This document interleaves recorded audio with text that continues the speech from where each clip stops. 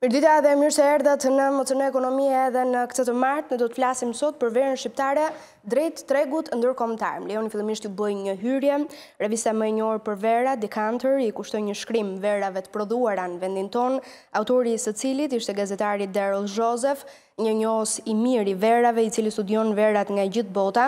Sipas tij, rritja e numrit të enologëve dhe kultivuesve që mendojnë për të ardhmen kanë përmirësuar potencialin e Shqipërisë për prodhimin e verave cilësore. Në fakt, historia e verës shqiptare daton që në antikitet, kur ilirët e lashtë banonin në gadishullin ballkanik, megjithatë në shkrim konstatohet se Shqipëria është në një fazë fillestare të zhvillimit të verës moderne, një diamant pothuajse i panjohur për shumicën e botës së verës. Joseph ka bërë një renditje të verave, ku më cilësoret janë verat Cavalion dhe Papaz, verat Pulsi dhe Serina Premium, si edhe vera Kalmet.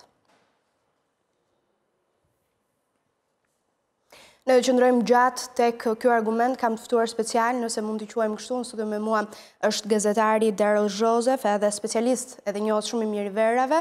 Mr. Joseph, great pleasure to have you here. Thank you very much. Welcome. Nice to be here. Thank you. Edhe nga krau tjetër është zoti Deshamir Elezi, kreu shoqatës së sommelierisë. Kënaqësi, mirë se erdhët. Mirë se u gjetëm.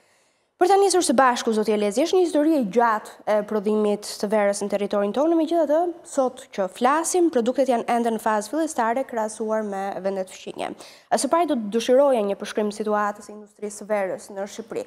Ku jemi? Cila është panorama aktuale? Në fakt ka një zhvillim, le të themi, njohur goxhat lartë të këtyre 10 viteve të fundit, ku disa nga kantinat e veçanta, në zonat të veçanta të Shqipërisë, kanë marrë, le të themi, atë stafetën e duhur në dorë dhe po përçojnë produktin tipik shqiptar, jo vetëm në vendin tonë, por dhe jashtë vendit tonë. Nëse më lejoni t'ju pyes, cilat janë zonat, po themi, që njihen si kultivueset më të mira të verës, se hamendja ka të bëjë diçka edhe me tokën, edhe me klimën dhe me pozicionin? Fatmirësisht për ne, ka të bëjë me tokën, me klimën, me pozicionin, kjo do të thotë që në një farë mënyrë kudo në Shqipëri kemi mundësinë që të zhvillojmë këtë sektor të agrikulturës dhe fatmirësisht për ne, Shqipëria ka zona disi të veçanta për sa i përket tokës, klimës, mikroklimës dhe nën tokës, kudo. Përjashtuar ulësirën perëndimore ku zakonisht nuk duhet të mbillen pra vreshta për prodhimin e verave, sepse duhet i përmbajmë disi asaj shpresë vjetër Bacchus amaskoles, që do të thotë pra perëndia e verës preferon kodrinat për arsye të drenazhimit të ujit, për arsye se kultivari që është vitis vinifera, le të themi më e gjithë kultivarëve të tjerë për prodhimin e verës nuk preferon që të ketë një sasi në teprit të ujit për arsye absolutisht cilësore. Kështu që në një farë mënyrë ne jo vetëm kodrat, pjesën kodrinore pra, por edhe rrezat e maleve i kemi shfrytzuar dikur dhe po i shfrytëzojmë sot e kësaj dite. Kemi pasur një histori të jashtëzakonshme të prodhimit të verës. Në Muzeun Arkeologjik të Durrësit, unë jam me origjinë nga Durrësi dhe dua ta them këtë që nga i Plinius Sekondi ka shkruar që këtu prodhohet një verë shumë e mirë nga kultivari i bardhë, i cili i duron jo vetëm nxehtësisë, por dhe kushteve të tjera atmosferike. Kjo do të thotë që në një farë mënyrë në Shqipëri që në antikitet kemi prodhuar verë. Kemi shumë element arkeologjisë në për vendet ndryshme, duke jo vetëm në Ilirinë e dikurshme, pra, por dhe më përtej. Çfarë dua të them me këtë? Në një farë mënyrë djepi ilirik është zanafilla dhe vazhdimi i asaj që është kultura e vreshtarisë në përbotë. Dhe të shkruara nga studiues ndërkombëtar, siç është rasti i Paul Bonet, absolutisht, në Companion de Vin dhe de Vigne, Paris i vitit 1992, pra është një nga librat më të veçantë për sa i përket vreshtarisë dhe enologjisë, shkruhet që merloti është një kultivar i ardhur nga Liburnia e dikurshme, pra nga Dyrahu i dikurshëm dhe Durrësi i sotëm. Përtej kësaj, përtej asaj që është antikiteti, patëm një prerje drastike të historisë në periudhën otomane. Shumë herë dëgjohet që jo nuk lejohet etj etj. Ka format ndryshme të mostejimit dhe një nga këto ka qenë ajo e taksimit lartë. dhe vetëm në shumë zona të thella, pra në famulli. Ishte periudha, zotëri kur u bë kjo shkëputje e madhe, po Kjo themi ka qenë periudha kur u bë shkëputja e moderne, madhe. Kur kanë qenë 5 shekuj, përtej 5 shekujve pra, një mungesë totale e asaj që ishte kultura e prodhimit verës. Mjaftueshëm kohë për të shkëputur. Mjaftueshëm kohë për të shkëputur, por absolutisht jo një shkëputje totale, sepse falë famullive të vjetra, në zona shumë të thella, kur ishte pamundur që ushtrit, le themi, pushtuese mund të arrinin, është prodhuar dhe vazhdojnë të prodhojë gjithsesi verë. Dhe së paku, kultivarët tipik shqiptarë janë ruajtur sot e kësaj dite. Pastaj patëm edhe një zhvillim post, le themi, të luftës së dytë botërore, kur në kohën e kemi censimentin e parë për sa i përket vërshtarisë në kohën e mbretërit Zog, që kishim pak a shumë 1200 hektar vreshta, dhe më vonë, pas viteve 60, deri në vitet... Sa hektar vreshta kemi sot? E kemi këtë llogaritje? Nuk ka një përllogaritje eksakte për arsye të një farë amullie në treg. Për arsye gjithashtu edhe të asaj që të copëzimit të ngastrave. Dhe aktualisht është duke u kryer një censiment i dytë. Dhe edhe një ligj të ri që është i sapo miratuar, pra flasim për në vitin 2022, ka një lloj detyrimi nga vetë prodhuesit e verës, por dhe nga vreshtarët, për deklarimin e vreshtave që ata normalisht kanë, dhe jo vetëm sasisë të vreshtave, por mbi të gjitha dhe të llojit kultivarëve që ata normalisht kanë.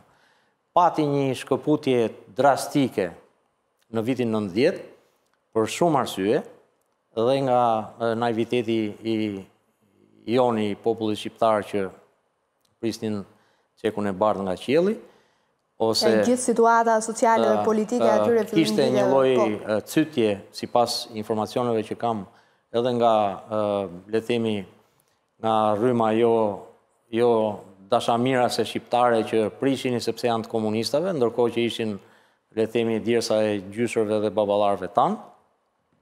Dhe nga viti 2000 e përtej kemi filluar të rikthehemi asaj që është tradita tipike e verprodhimit dhe e asaj që është prodhimi i distilatit të mirë njohur shqiptar që është rakia. Now I have a question for both of you, but I'm going to start with you, Mr. Joseph. Kam një pyetje për të dy, po do ta filloj me ju. Zoti Joseph, nëse do të flasim për karakteristikat e kultivarëve dhe cilësitë e klimës në Shqipëri, cilat janë potencialet e verës shqiptare, le të themi, now I'm going to translate you. If we're going to talk about the characteristic of the cultivars and the qualities of the climate in Albania, what is the potential of the Albanian wine? Well, the potential is extremely good because you have on the one side the Mediterranean climate, you have the Adriatic, right? Yeah. Potenciali është goxha i madh sepse nga një anë keni Mesdheun. We're going to give a little bit of time to our translator so she can translate. Okay, we are okay. Okay, Mr. Okay, so you have on the one side the Mediterranean climate, the Adriatic. Nga një anë keni klimën mesdhetare të Adriatikut. And then you have the diversity of the hillsides, the mountain territory. Dhe keni diversitetin e zonave kodrinore dhe malore. So you have a lot of mineral character to the soils. You have materials like limestone and gjithashtu ka edhe minerale, toka sandstone mixture kultivohet rushi. Is perfect for the cultivars here. That have to really, let's say, work. The roots have to work to go down. Kushtet janë të përkryera për kultivarët në Shqipëri. Their water. And this minerality transfers up into the grapes. Dhe mineralet transferohen në produkt, pra në rush. Not everyone, but a lot in many areas, this beautiful minerality, even saline, salty character to some of the grapes. At the same time, with the climate you get the good heat, you have a lot. Pra, me klimën që keni ju dhe nxehtësinë që ka Shqipëria, kjo jep mundësi mineraleve të transferohen në rush, sidomos kriprat. Sunshine, heat, you have cool nights in many areas that are where the vineyards are situated high up. Ju keni shumë ditë me diell, ngrohtësi dhe rushi, domethënë vreshtat janë të pozicionuara në kodra. So with this synergy, you have a lot of beautiful fruit and As a therefore, result, Pra, kjo sinergji sjell si produkt frut shumë cilësor. and beautiful wine. Dhe rrjedhimisht edhe verë shumë cilësore. nice to hear that, but we are still, if we can say a little bit back, why we're here in this situation? Why, you mean a little behind other countries, you mean? Yeah. Well, that's the stage you're at. I mean, this is a country that has produced a lot of raki, yeah? Ky është një vend që prodhon shumë raki.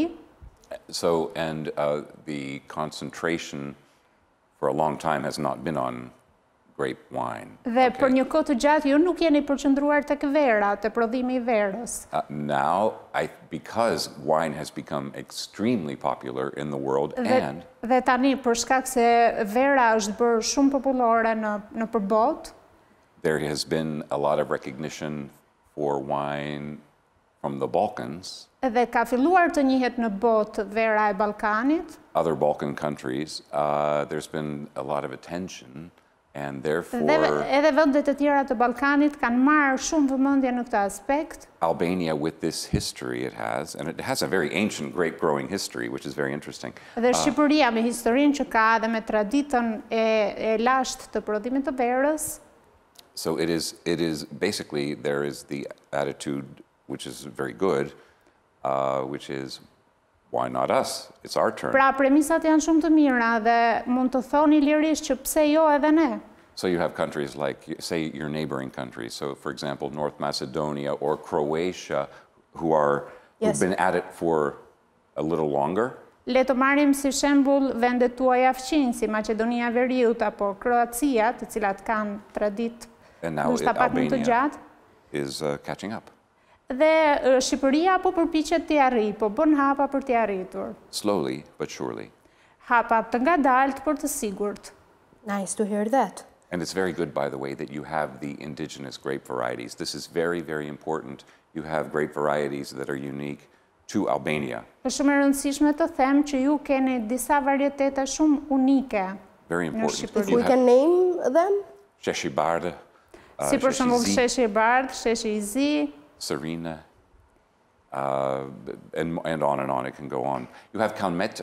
This is keni kalmetin, it's a regional grape. Okay, you do have cili Kalmet in bëhet other nga një countries, rrush but rajonal. it does very well here. And there are more. Dhe But ka edhe plot të tjera. I think Shqiptare, Shqiptare, these are the most visible, the most forward. Por mendoj se sheshi I bardh dhe sheshi I zi You'll see in wine. I understand. janë produktet më të mira që do të shohim më pas në verë. Tani, let me ask Mr.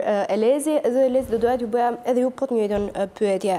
Tani, për ta kthyer, cilat janë potencialet e verës shqiptare, parë nga ju që jeni vendas? Qartë. Potencialet mendoj se janë të jashtëzakonshme dhe këtë e kam shkruar ke revista e sommelierisë që 14 vjet më parë. Për arsye se bota nuk I ka kultivarët tipik shqiptar, të cilët kanë karakteristikat veçanta. Dhe bota tani është në kërkim e sipër të kultivarëve të veçantë. Ne nuk jemi një shtet verë prodhues masiv, siç mund të jetë Italia, Franca dhe Spanja, të cilës bashku bëjnë rreth 70% prodhimit botror, dhe ne nuk mund të matemi në nivel ndërkombëtar me kultivarët tipik ndërkombëtar, sepse siç edhe një qenie humane përshtatet më së miri në një vend caktuar kur ka një përditësim dhe ka një le të themi qëndrim të gjatë. Por ne nuk mund të flasim për kultivarin Chardonnay, kultivarin Merlot, kultivarin Cabernet, kur ne nuk I kemi pasur të mirëfillt tipik shqiptar dhe mbi të gjitha të përhapur kaq shumë në Shqipëri. Sepse edhe këta kultivar duhet I përshtaten më së miri klimës, mikroklimës dhe nën tokës, për të shprehur atë që është më së miri le të themi karakteristika e caktuar. Por bota tashmë çfarë kërkon? Si kushdo tjetër, kur shkon në një restorant të një vendi të caktuar, të huaj, kërkon atë që është ushqimi tradicional dhe pija tradicionale. Pa diskutim. Dhe pija tradicionale shqiptare ose vera tradicionale shqiptare duhet jetë e prodhuar natyrisht nga kultivarët, le themi, të mbjellë në Shqipëri, por më shumti nga kultivarët tipik shqiptar. Kështu që potenciali i prodhimit shqiptar, duke pasur parasysh kërkesën një, e cila në një farë mënyrë do të na japi neve mundësinë edhe të shumimit dhe të riprodhimit, le të themi, të produktit. Përtej kësaj, edhe ato që janë karakteristika tipike dhe super të veçanta të kultivarëve shqiptar, bëjnë të pamundur që vera tipike shqiptare të jetë, le të themi, nën hije apo pak e kërkuar në tregjet ndërkombëtare. Po duke Lezi, për qenë konkret, cilat janë, po themi, karakteristikat e veçanta të verave shqiptare? Çfarë e dallon nga verat e tjera? Qartë. Është ai kompleksiteti që bëhet si rezultat i sasisë diellore të marrë. Unë në një tjetër televizion kam shprehur për ato ditët me diell, kur pata një, le të themi, një lloj lapsusi, kështu që janë të paktën 320 ditë diellore në Shqipëri, kur në vendet e tjera prodhuese, le të themi, nordike, siç është rasti i Gjermanisë, siç është rasti edhe i pjesës veriore të Francës apo vende të tjera prodhuese, mezi kapin 250-280 ditë. Dhe sasia, potenca diellore, ajo që është diversiteti nën tokës shqiptare. Ju më pyetët më përpara për sa i përket atyre zonave të veçanta. Doni të fillojmë t'i numërojmë, por jam i sigurt që do t'ju humbim një 20 minuta kohë. Për arsye se jemi ndërkohë me vonë. Ishte thjesht një batut, por duke filluar nga Zagori, nga Kelmendi, sipër, duke zbritur poshtë, pjesa e Shkodrës, pjesa e liçenit Shkodrës, ka karakteristika të jashtëzakonshme. Duke zbritur më poshtë, pjesa e Zadrimës, por mos harrojmë edhe pjesën e Vaudejes, mos harrojmë edhe pjesën e zonës afër liçenit Komanit. Zbresim akoma më poshtë, kemi pjesën e Kallmetit. Duke shkuar në qendër të Shqipërisë, pjesa e Bukmirës. Duke zbritur akoma më poshtë, kemi pjesën e maleve dhe kodrinave dhe maleve të Krujës. Duke zbritur akoma më poshtë, komplet pjesa e Shqipërisë qendrore për sa i përket kodrinave. Duke dalë nga krahu tjetër i Tiranës, mos harrojmë që kjo zonë që pak a shumë televizioni juaj gjendet tani, ka qenë një nga fermat më të mëdha në Shqipëri. Dhe prodhonte jashtëzakonisht një sasi të jashtëzakonshme të rrushit, e cila shkonte për përpunimin, për prodhimin e verës dhe të pijeve të tjera që ishin në produktet verës. Duke zbritur më poshtë, kemi pjesën e Beratit, pjesën e Firit. Kodrinat e Firit kanë qenë plot e përplot të mbjellura me kabernet dhe me shesh të zi. Pjesa e Mallakastrës, zbresim përtej nga pjesa në pjesën e Tepelenës dhe gjithë pjesa e Luginës Vjosës. Duke dalë nga krahu tjetër, duhet kujtojmë patjetër një nga kultivarët që tashmë nuk quhet dot tokaj, por është quhej tokaj, pra kishte emrin tokaj italiko, e pjesa e Librazhdit. Komplet plaja e Durmëres në Elbasan. Gjithë pjesa rrethinat e Pogradesit dhe pjesa e liçenit Ohri, duke zbritur përtej, dalim akoma në pjesën e Devollit, duke shkuar nga zona e Vithkuqit deri në Ersek, në Leskovik. Dhe nuk kemi mbaruar me kaq, nuk kam folur akoma as për Permetin, as për Skraparin, as për pjesën e Beratit, as për Këlqyrën, apo për pjesën e Nartës, Vlorës, kodrinave të Vlorës, Fire Vlorë, Delvina, deri në Xar Sarandës. Pra, më tregoni një vend ku nuk është mbjell rrush në Shqipëri për të prodhuar pastaj qoftë verë, qoftë në produktet e verës, ose në produktin e mushtit që është edhe rakia në këtë rast. Duke se jemi me fat në këtë aspekt. Ne jemi në fakt me fat, dhe prandaj ju thash edhe në fillim që është një nga sektorët në cilët ne duhet të shtymë prodhimin bujqësor. Për arsye se është e vërtet që ka një impenjim fillestar disi të rënduar nga pjesa ekonomike, por ka një produktivitet që të paktën 40 vite duhet i vjelim hardis. Dhe sa më shumë që të kaloj koha, aq më mirë përditësohet dhe aq hardhia me ato që janë elementet e tokës dhe elementet e klimës dhe aq më cilësore del vera. E qartë. Duhet kemi parasysh diçka. Kudo që shkojmë, në çdo vend të botës që shkojmë, preferojmë të blejmë një pjesë që është vera. Imagjinoni pastaj që të bëjmë edhe dhurata të tilla. Sa mirë do të ishte edhe për ekonominë edhe sektorin posaçërisht të vendit tonë. Mr. Joseph, është era e dytë që vini në Shqipëri, në mënyrë të drejtë për drejtë. Çfarë ju ka tërhequr vëmendjen në degustimin e verave në Shqipëri? It's the second time you come to Albania in a direct way. Let me ask you, what attracted your attention in tasting the wines of Albania? Well, I am a specialist in the wines of the Balkans and Eastern Europe. Unë jam i specializuar në njohjen e verave të Ballkanit dhe Europës Lindore. And I have tasted Albanian wines along with wines from other Balkan countries and Eastern European countries. I kam shijuar verat shqiptare së bashku me verat e tjera të Ballkanit. For a number of years. So, inevitably, it was a matter of time before I then came here. I've been to many of the other countries, most of the other countries. E kam bërë këtë për disa vite me radhë, derisa erdha edhe në Shqipëri. It was a natural progression to come here also through knowing Dashmir and... Pra, ardha ime këtu ka qenë një progres I natyrshëm dhe njohja me Zotin Dashamir. In contact with him and judging with him in competitions and in getting to know about Albanian wines, tasting some also through him. Therefore, it was a gradual process. Pra, ka qenë gjitha një proces gradual. And so here I am. Dhe ja ku jam. Megjithatë, për të pyetur tani zotin Elezi, në përvojën tuaj sa lidhet ngritja e një industrie si Vera me kërkesat e tregut të brendshëm? Pra, a mund të bazohet ecuria e këtij sektori vetëm nga suksesi në tregjet ndërkombëtare? Natyrisht që jo. Është e lidhur domosdoshmërisht edhe me suksesin e brendshëm. Kjo edhe për arsye të asaj që është le të themi cash flow shumë I shpejt, sepse është mëse e thjesht edhe shumë e kuptueshme që cili do prodhues ka një, le të themi, një treg të tij të afërt, I cili nuk kalon më shumë se 100-150 kilometra, bën të mundur që impakti, kontakti dhe mbi të gjitha edhe feedbacku I tij do jenë shumë më të shpejtë se sa me një treg ndërkombëtar.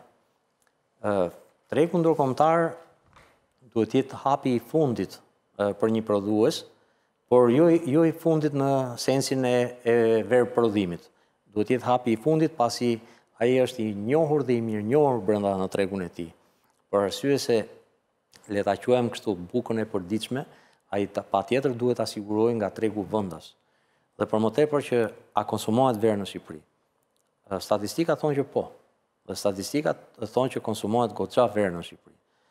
Por duke pasur parasysh sasinë e prodhimit vendas, themi që minimalja duhet të shtohen 2 fish në mos 3 fish sipërfaqet e mbjella. Kjo nuk do të thotë që duhet zëvendësojmë prodhimin e huaj, sepse natyrisht që ne nuk mundet që të bllokojmë atë që është dëshira e cili do për të provuar një produkt ndërkombëtar. Duke filluar nga Australia, tregu është I hapur. Në një vend demokratik, tregu është I hapur për kudo dhe kudo. Kështu që nuk është çështja e një zëvendësimi. Dhe unë disa herë kam dëgjuar edhe nga persona të tjerë që duan të bëjnë një lloj ligji, le ta quajmë që produkti tipik shqiptar duhet të jetë patjetër brenda me ligj në një restorant. Nuk ka ligj më të bukur se sa ligji I tregut. Dhe ligji I tregut dikton. Se sa përzgjedhja e klientëve. Absolutisht. Çfarë do të thotë kjo? Në rast se kemi një raport të shkëlqyer nga I mirë në të shkëlqyer I asaj që është cilësia e produktit me mënyrën e shprehjes, pra marketingu I produktit, sepse duhet edhe ajo që amerikanët thonë tell me the story. Pra, më shpjego çfarë ke, më trego pse. Dhe në këtë rast historia juaj, po. Absolutisht kjo. Pra nuk ka sukses, po spati edhe marketing për sa I përket produktit, dhe nuk diskutohet domosdoshmërisht cilësia, pra, dhe në këtë rast çfarë bëhet? Zgjohet tregu. Dhe duke zgjuar tregun, zgjon kurreshtin e tregut, dhe natyrisht që në këtë rast, natyrisht që tregu hapet. Dhe unë besoj që ajo pseudo lufta që bëhet këtu brenda është krejtësisht e gabuar. E para sepse me luftë nuk fiton askush. Dhe tjetra është që gjëja më e bukur që duhet të gjitha hallkat e këtij zinxhiri, duke filluar nga verprodhuesi deri tek institucionet shtetërore të bëjnë, është një lloj sinergjie duke filluar. Çfarë do thotë kjo? Institucionet kanë detyrimin e kontrollit cilësor të produktit. Po. Dhe prodhuesi ka në një farë mënyrë detyrimin, sepse e detyron tregu, të rritjes cilësore të produktit. Dhe mbi të gjitha të njohjes produktit në treg. Si e njohim produktin në treg? E thjesht me anë të panajireve të ndryshëm dhe të në një farë mënyrë të vizitave të ndryshme, sepse vetëm me fjalë nuk besoj se shijohet vera. Pa diskutim. Mr. Joseph, I have the same question as I did to Mr. Elezi. Pra kam të njëjtën pyetje që I bëra edhe zotit Elezi. In your experience, how related is the rise of an industry like wine to the demands of the domestic markets? So can the progress of this sector be based only on success in international markets, or we should do more? Can the success of Albanian wine? Yeah, Albanian wine, yeah. In the international sector? Yeah. Well, one thing is to understand is this is a niche country, so it has a certain size and it can produce a certain amount. Pra, ajo që para së gjithashtë duhet të kemi parasysh që ky është një vend I caktuar që prodhon një sasi të caktuar vere. And like also the neighboring countries, it's very similar there in terms of the size and the volume that is produced. Ka ngjashmëri me vendet e rajonit në terma të volumit të verës që prodhohet.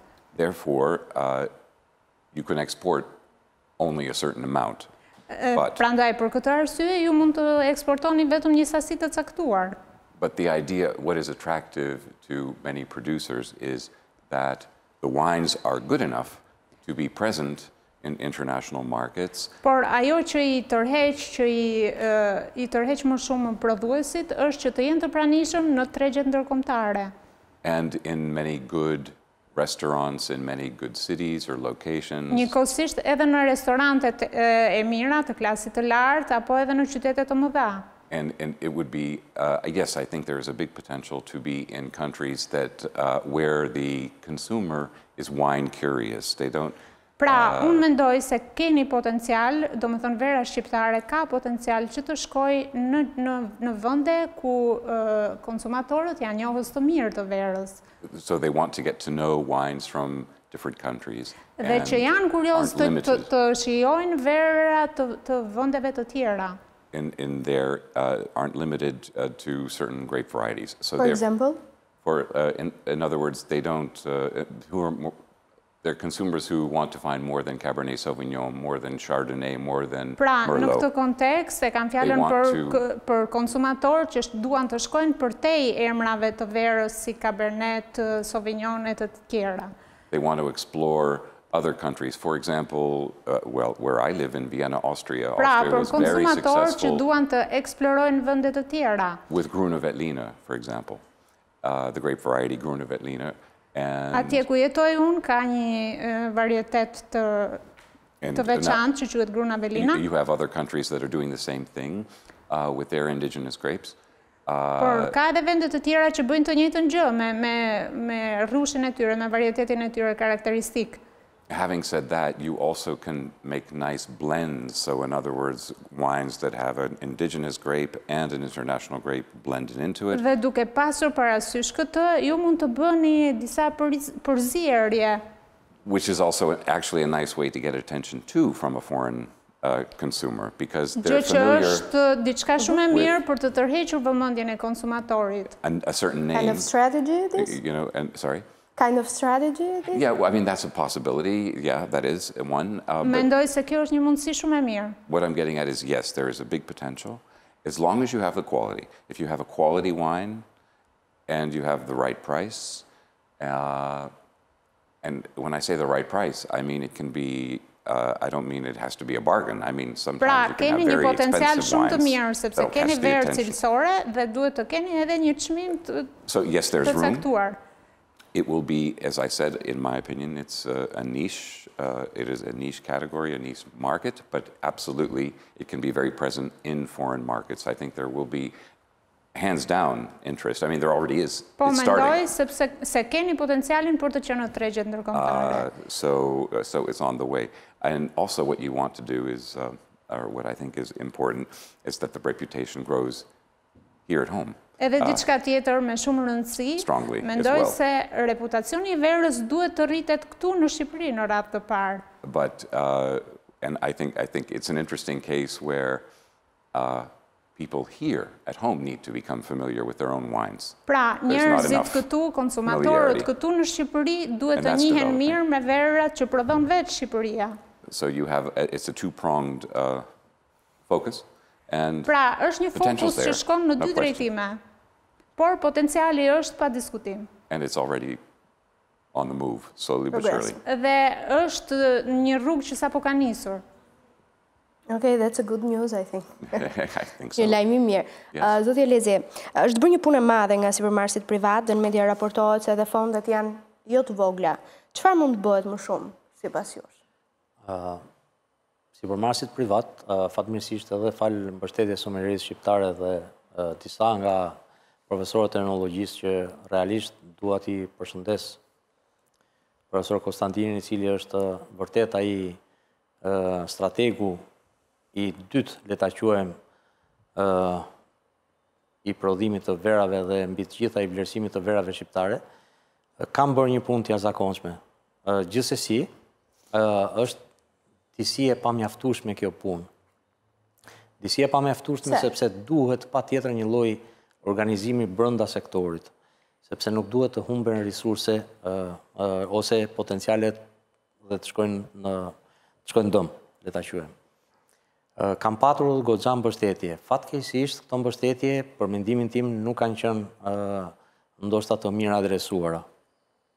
Sepse për të bërë një punë me një strategji të caktuar kombëtare, duhet patjetër së pari strategjia e më pas, le të themi, të zhvillohet puna.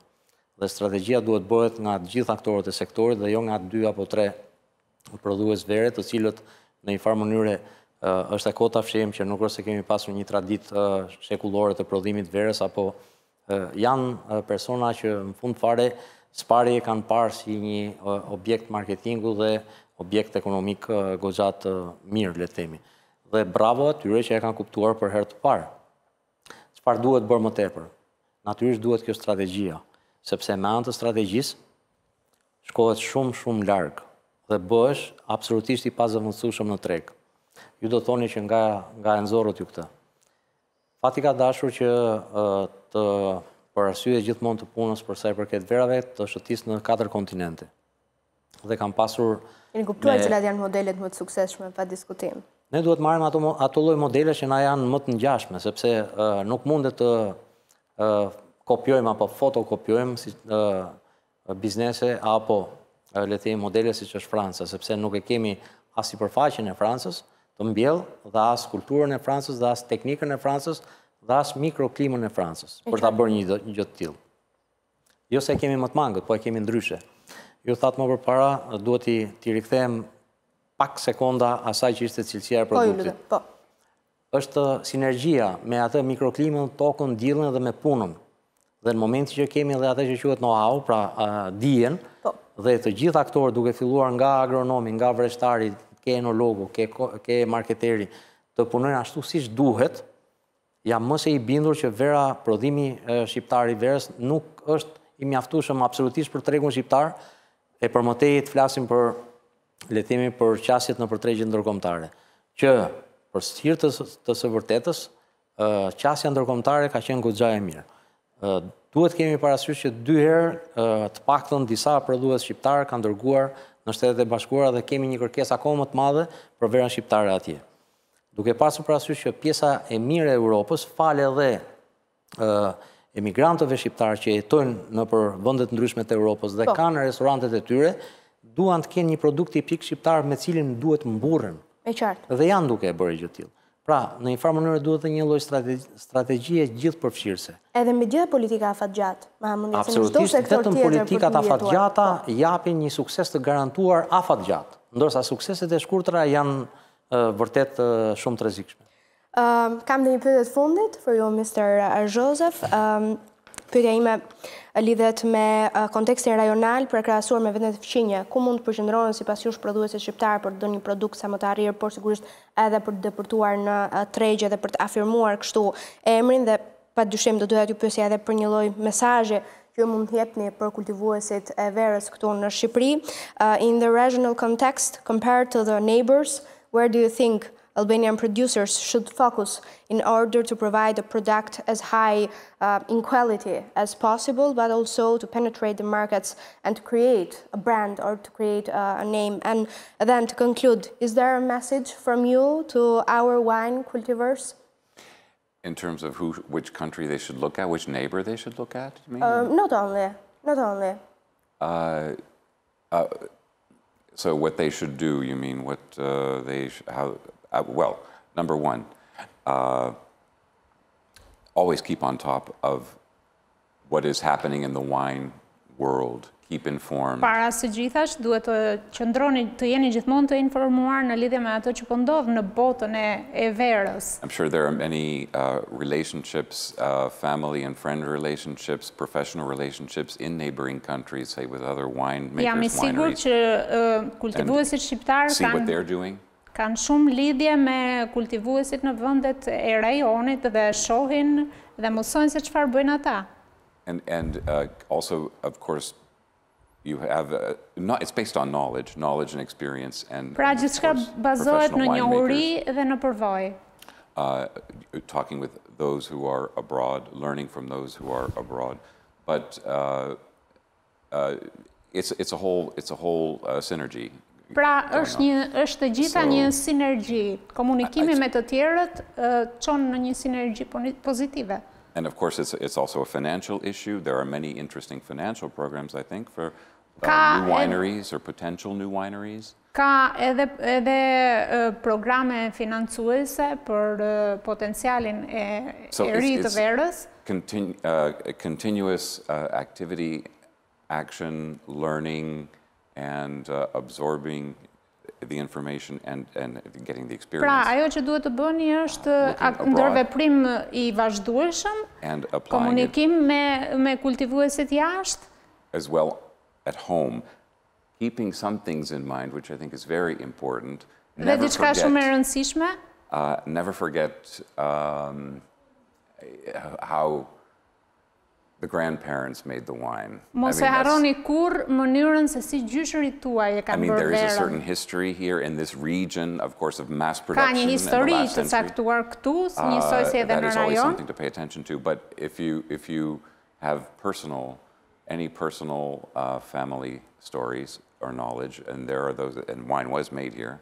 Por nëse familja juaj ka një histori të saj në prodhimin e verës, absolutely keep that in mind, because duhet ta mbani parasysh gjatë gjithë kohës. You want the wine to be as authentic as possible. Sepse në këtë mënyrë vera do të jetë sa më autentike që të jetë e mundur. Especially these days where there's a lot of attention, more and more attention on natural wines, minimal intervention wines. Në kohën që jetojmë kur so all that combined, you're on the right way. Kur vihet teksti në varietete të ndryshme të verës, nëse I merr të gjitha këto në tërësi, atëherë jeni në rrugën e duhur. Thank you, Mr. Joseph. Great pleasure to have you here. Thank you for having me. Faleminderit shumë, zoti Elezi, kënaqësi që kisha në studio.